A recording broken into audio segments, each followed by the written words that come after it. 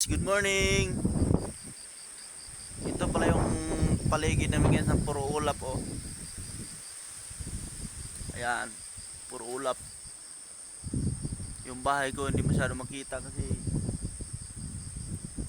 na anuhan ng ulap guys. Ayan, bahay ko guys. So ngayon guys, punta pala ako doon sa pit bahay namin at tanaw bahay. Daanan namin guys. Puro ulap oh, grabe.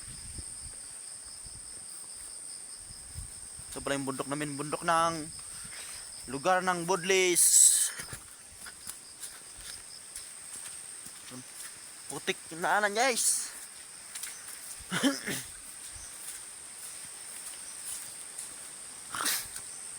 Rock formation.